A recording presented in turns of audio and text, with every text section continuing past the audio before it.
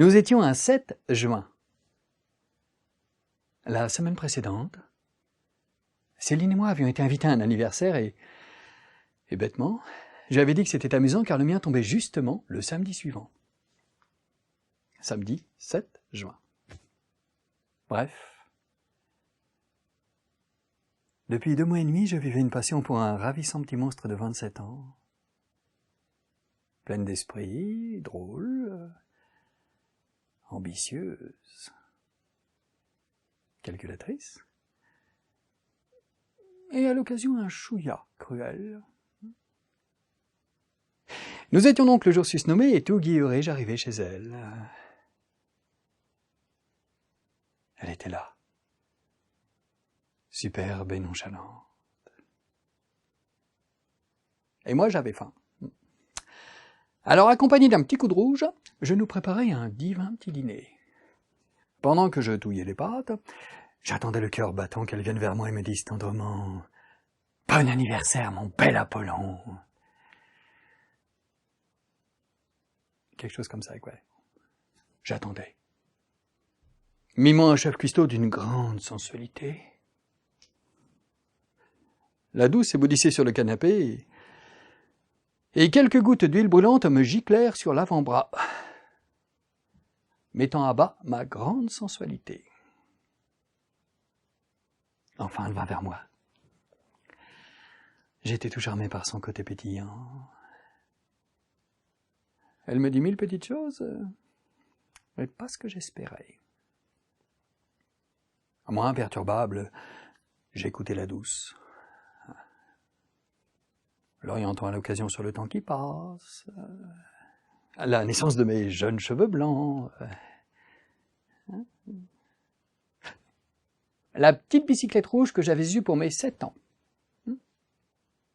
7 ans, 7 juin, 7 juin, 7 ans.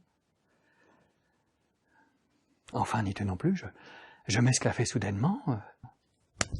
Bon sang! Mais c'est mon anniversaire aujourd'hui! Ah oui, c'est mon anniversaire aujourd'hui. J'étais persuadé que le regard le plus inexpressif dont j'avais été le témoin était celui d'un commercial SFR, auquel je citais certains passages de La Bruyère sur le thème des voleurs. Eh ben mon vieux, elle le battit amplement. Hein? Bon anniversaire.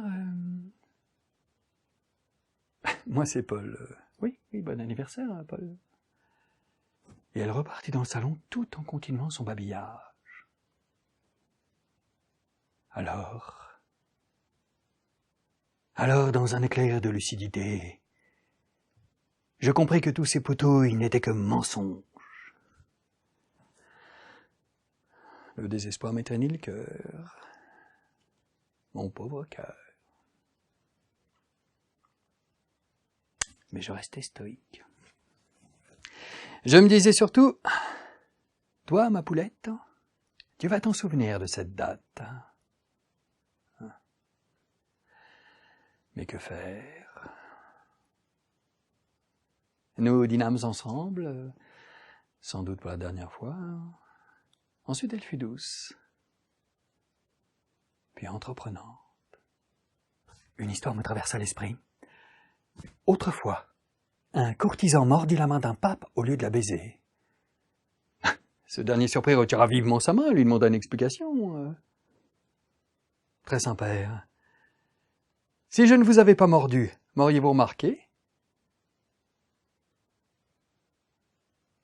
Elle était sur son lit, nue. Je me rapprochai de ses adorables petites fesses. Et furieusement, je me fis courtisan.